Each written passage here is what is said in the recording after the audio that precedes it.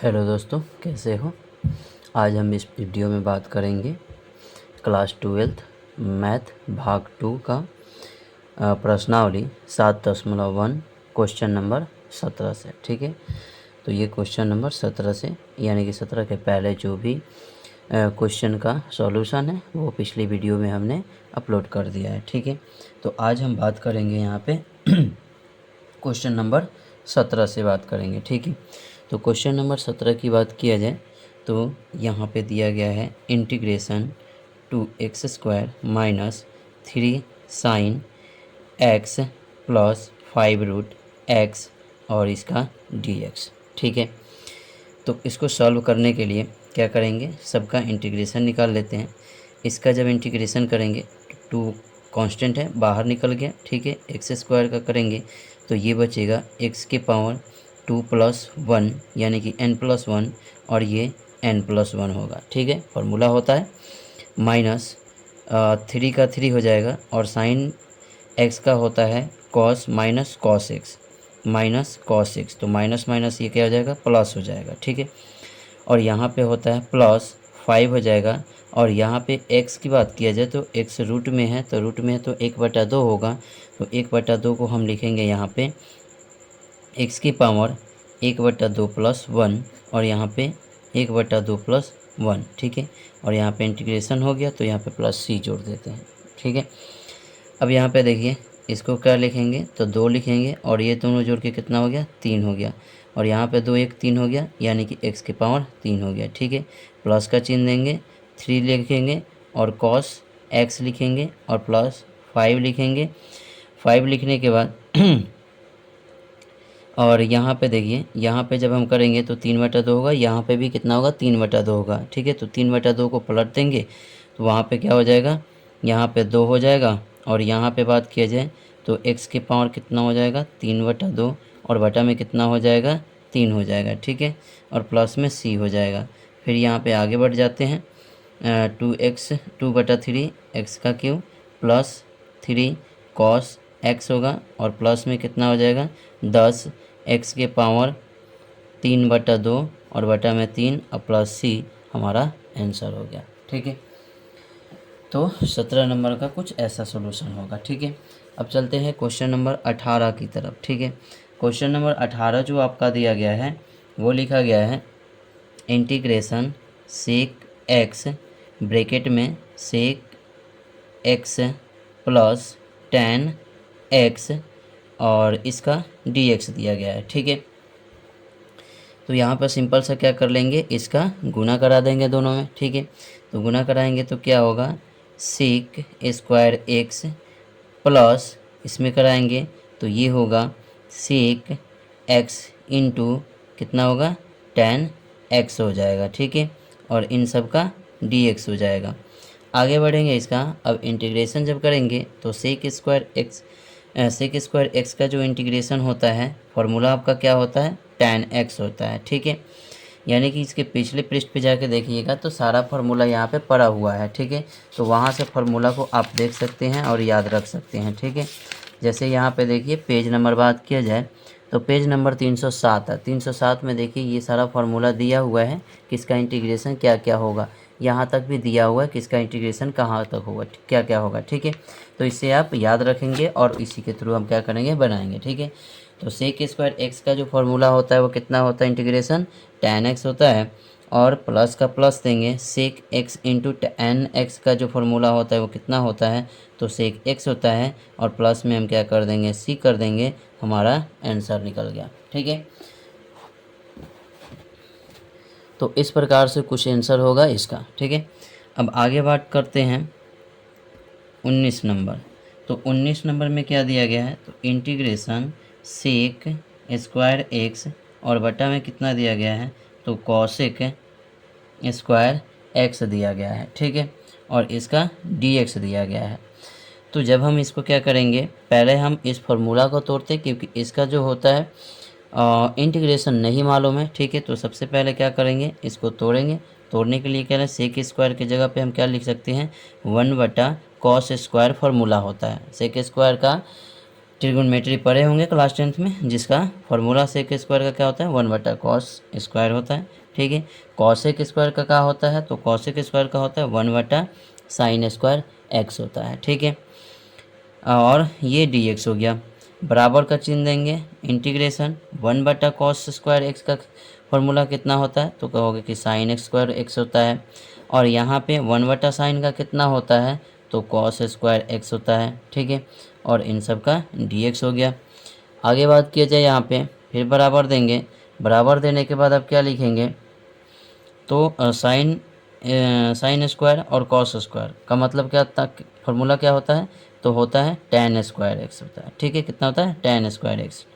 अब यहाँ पे देखिए tan² है इंटीग्रेशन और dx दिया गया है। ठीक है, तो tan² के जगह पे tan का फॉर्मूला जो होता है tan² का, तो ये फार्मूला होता है इंटीग्रेशन sec² अब माइनस का कितना 1 होता है और dx होता है। ठीक है, तो यहाँ पे देखिए इसका इंटीग्रेशन मालूम है और इसका इंटीग्रेशन मालूम है, और यहाँ पे हम क्या कर लेंगे, आंसर को लिख लेंगे। ठीक है, तो यहाँ पे इंटीग्रेशन जब sec² का किया जाएगा, तो sec² का जब इंटीग्रेशन किया जाएगा तो कितना होगा tan x होगा। ठीक है, माइनस का माइनस 1 का इंटीग्रेशन क्या होता है x होता है, और प्लस क्या कर देंगे c, हमारा आंसर यहीं पे हो जाएगा। ठीक है, चलते हैं नेक्स्ट क्वेश्चन की तरफ। नेक्स्ट क्वेश्चन जो दिया गया है, नेक्स्ट क्वेश्चन आपका 20। ठीक है, तो 20 नंबर क्वेश्चन को सॉल्व किया जाए तो यहाँ पे दिया गया है इंटीग्रेशन 2 माइनस 3 sin x बटा में cos² और dx दिया गया है। ठीक है, तो इसको हम सॉल्व करेंगे, तो सॉल्व करने के लिए यहाँ पर बराबर का चिन्ह देंगे। अब इंटीग्रेशन लिखेंगे, 2 का 2 हो जाएगा और बटा में कितना हो जाएगा cos² हो जाएगा। ठीक है, उसके बाद से माइनस का चिन्ह दिया गया है 3 sin x बटा cos² और ये dx हो जाएगा। ठीक है, होगा ना। तो अब यहाँ पे देखिए बराबर का चिन्ह देंगे। अब यहाँ पे ये चीज़ दिखाई दे रहा है ना कि इसका मतलब कि यहाँ पे देखिए 2/cos² है, तो यहाँ पे देख लीजिए यहाँ पे कि 2 बटा कितना है cos² है। इसके मतलब कि हम यहाँ पे 2 को इधर कर दें और इंटू में 1/cos² कर दें तो इसके बराबर ही होगा, होगा कि नहीं होगा। ठीक है, तो यहाँ पे हम क्या कर देंगे यहाँ पे देखिए 2 × 1/cos। ठीक है, तो वहाँ पे फार्मूला की बात किया जाए तो 2 का 2 वैसे रहेगा, 1/cos² का कितना हो जाता है, तो sec² हो जाता है। ठीक है, यानी कि इसका जो इंटीग्रेशन होगा 2/cos² का क्या होगा, तो 2/cos² के बदले हम क्या लिख सकते हैं, तो यहाँ पे हम ये लिख सकते हैं इंटीग्रेशन 2 sec² x लिख सकते हैं। ठीक है, और माइनस का चिन्ह देंगे। अब यहाँ पे देखिए क्या लिखा गया है, यहाँ पे ध्यान दीजिए, यहाँ पे लिखा गया है 3 sin x बटा cos x लिखा गया है। ठीक है, और यहाँ पे ये लिखा गया था। ठीक है, देखिए तो इसकी जगह पे हम क्या लिखेंगे sin बटा cos लिखेंगे, इंटू कर दे यहाँ पे गुना, इसको 1/cos लिख दें। ठीक है, cos x यानी कि करने पर यानी कि इसको गुना करने पर इसको गुना करने पर इसके ही बराबर आएगा। ठीक है, आएगा कि नहीं।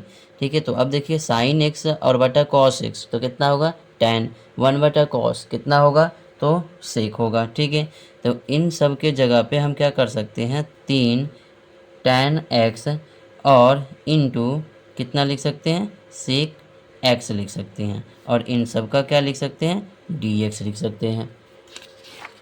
इन सब का क्या लिख सकते हैं dx। देखिए 3 tan इंटू sec हो जाएगा जो वहाँ पे बताया था हमने। ठीक है, अब यहाँ पे देखिए अब सबका हम इंटीग्रेशन कर लेंगे। ठीक है, जब सबका इंटीग्रेशन करेंगे तो क्या होगा, तो 2 का 2 कांस्टेंट है बाहर निकलेगा, sec² x का बात किया जाए तो कितना होता है tan x होता है, माइनस का माइनस देंगे 3 का 3 लिखेंगे, tan इंटू sec जो होता है वो किसके बराबर होता है, तो ये फार्मूला sec x का बराबर होता है, और प्लस c दे देंगे, यहीं पे हमारा क्या हो गया ये आंसर हो गया। ठीक है, अब चलते हैं नेक्स्ट क्वेश्चन की तरफ। नेक्स्ट क्वेश्चन जो दिया गया है क्वेश्चन नंबर 21। ठीक है, तो क्वेश्चन नंबर 21 को देख लेते हैं क्या कहता है। देखिए 21 नंबर क्वेश्चन में ये कहा गया है कि रूट एक्स प्लस 1/√x का प्रति अवकलन निकालिए। ठीक है, प्रति अवकलन निकालने की बात किया गया है और इस ऑप्शन में से वो आंसर होगा। ठीक है, तो चलिए इसको निकाल लेते हैं।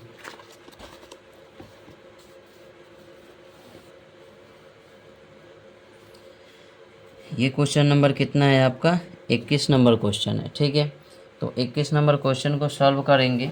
चलिए, लिखा गया है इंटीग्रेशन √x प्लस 1/√x दिया गया है। ठीक है, और ये dx हो गया।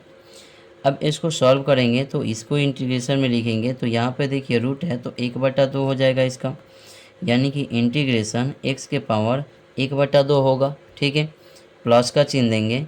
अब यहाँ पे देखिए 1/√x है। ठीक है, तो 1/√x के जगह पे हम ऐसा लिख सकते हैं, ऐसा लिख सकते हैं। ठीक है, अब जब इसको ऊपर लेकर जाइएगा तो ये क्या हो जाएगा, x के पावर -1/2 हो जाएगा। ठीक है, तो यहाँ पे हम देखिए क्या लिख सकते हैं, तो ये लिख सकते हैं। ठीक है, तो कितना लिखेंगे, x के पावर -1/2 और इनका dx हो जाएगा। अब इसका इंटीग्रेशन किया जाए तो यहाँ पे क्या होगा, x के पावर 1/2 + 1 और 1/2 + 1, फिर प्लस देंगे x के पावर -1/2 + 1 बटा में -1/2 + 1। ठीक है, अब आगे बढ़ा जाए तो यहाँ पे ये हो सकता है कि 1/2 लिखा गया तो x के पावर कितना हो गया, तो 3/2 हो गया। x के पावर 3/2, नीचे में भी कितना होगा, 3/2 होगा। प्लस का चिन्ह देंगे। ठीक है, प्लस का चिन्ह देने के बाद यहाँ पे देखिए अब 2 में से 1 घटाइएगा तो 1/2 ही ना होगा, यानी कि x के पावर 1/2 और यहाँ पे 1/2 और प्लस में कितना c। ठीक है, तो यहाँ पे एक चीज़ देखने की बात है कि ये जो आप इसको यहाँ पे लिखे हैं तो पलटेगा तो ऊपर जाएगा 2 और नीचे कितना आएगा 3, और x के पावर कितना लिख देंगे, तो 3/2 लिख देंगे। प्लस का चिन्ह देंगे। अब यहाँ से देखिए ये पलटेगा तो ऊपर जाएगा और ऊपर जाने के बाद ये x के पावर कितना होगा, 1/2 होगा और प्लस c आपका यही आंसर होगा। ठीक है, तो 21 नंबर भी हो गया। चलते हैं 22 नंबर क्वेश्चन की तरफ। 22 नंबर क्वेश्चन में ये कह रहा है कि d/dx fx = दिया गया है 4x के पावर 3 माइनस 3/x के पावर 4। ठीक है, और कह रहा है कि f2 जो है वो किसके बराबर है, 0 के बराबर है। ठीक है, तो आपको क्या निकालना है, fx निकाल के बतानी है। ठीक है, अब यहाँ पे देखिए तो इसमें हमें करना कुछ नहीं है। सबसे पहले क्या करेंगे, लिखेंगे दोनों तरफ समाकलन करने पर, दोनों तरफ समाकलन करने पर, तो दोनों तरफ जब समाकलन करेंगे तो यहाँ पे समाकलन d/dx लिखेंगे और यहाँ पे fx लिखेंगे बराबर इंटीग्रेशन 4x के पावर 3 माइनस 3/x के पावर 4 और ये dx हो गया। ठीक है, इस प्रकार से लिख लेंगे। अब यहाँ पे देखिए इंटीग्रेशन और डिफरेंशिएशन d/dx एक दूसरे के दुश्मन, दोनों क्या हो जाएंगे, एक दूसरे से कट जाएंगे तो ये क्या होगा, यहाँ पे बचेगा fx बचने के बाद यहाँ पे देखिए 4 कांस्टेंट है। ठीक है, तो 4 को हम क्या कर सकते हैं, वैसे के वैसे लिख सकते हैं और x के पावर क्या कर सकते हैं, 3 + 1 और बटा में 3 + 1, माइनस का चिन्ह देंगे। इसका इंटीग्रेशन की बात किया जाए तो इसका इंटीग्रेशन कैसे लिखेंगे, तो ये लिखेंगे और ये ऊपर जाएगा तो -4 होगा। ठीक है, तो ये x के पावर -4 + 1 और बटा में -4 + 1 प्लस कितना c। ठीक है, तो यहाँ पे क्या लिखेंगे, fx = कितना हो गया, तो 4 x के पावर 4/4 माइनस ये 3 x के पावर कितना -3 और बटा में कितना होगा -3। ठीक है, तो ये माइनस माइनस तो प्लस हो जाएगा और 3 से 3 गायब हो गया, 4 से 4 गायब हो गया। ठीक है, प्लस में c हो गया, तो यहाँ पे ये क्या हो जाएगा, प्लस हो जाएगा। तो एफ एक्स इजकल टू कितना होगा, f x equal to x के पावर 4 प्लस एक्स के पावर 4 प्लस ये कितना हो जाएगा, तो एक्स के पावर -3, एक्स के पावर -3 और प्लस सी। ठीक है, तो ये हमारा कितना निकल गया, एफ एक्स। ये हमारा अभी क्या निकला, तो एफ एक्स निकला। अब यहाँ पे ये कहा गया है कि एफ एक्स 2 रखने पर कितना होगा, 0 होगा। ठीक है, तो हम यहाँ पे लिखेंगे F2 इजकल टू कितना, 0। ठीक है, तो यहाँ पे F2 बराबर कितना हो जाएगा, तो कहेंगे कि 2 के पावर 4 और प्लस 2 के पावर -3 और प्लस सी होगा। ठीक है, अब F2 का मतलब कितना बताया गया, 0 बताया गया, तो हम यहाँ पे 0 लिख देंगे। और यहाँ पे जब हम इतनी करेंगे तो 2 का पावर 4 का मतलब कितना, 16, 2 के पावर -3 का मतलब क्या हुआ, देखिए 2 के पावर -3 लिखा है ना, तो हम इसको ऐसे भी लिख सकते हैं 1/2 के पावर 3 लिख सकते हैं। ठीक है, अब 2 के पावर 3 कितना होता है, तो लिखेंगे 1 कितना, तो 8 हो गया। ठीक है, और प्लस में सी 0 हो जाएगा ये।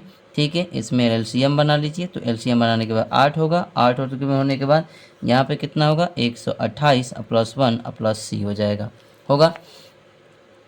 अब देखिए यहाँ पे 0 हो गया, 0 होने के बाद ये 129 हो गया, 129/8 हो गया, और प्लस में कितना, सी हो गया। ठीक है, अब सी प्लस में है तो सी बराबर क्या लिखेंगे, तो सी बराबर ये जाएगा इधर, तो होगा 129 माइनस में और कितना, 8 होगा, होगा कि नहीं होगा, प्लस में है तो उधर जाके क्या हो जाएगा, माइनस में हो जाएगा। ठीक है, तो सी बराबर इतना हो गया। ठीक है, तो हमें एफ एक्स निकालने के लिए कहा है। ठीक है, तो हम यहाँ पे लिखेंगे एफ एक्स बराबर एक्स के पावर 4 प्लस 1/x के पावर 3 और माइनस में सी के जगह पे 129 कितना, 8। यही हमारा क्या हो गया, आंसर हो गया। ठीक है, तो इस वीडियो में हमने क्या किया, प्रश्नावली 7.1 को, ये पार्ट 3 है, को ख़त्म कर लिया 7.1 का। ठीक है, नेक्स्ट वीडियो में बात करेंगे 7.2 से। थैंक यू, धन्यवाद।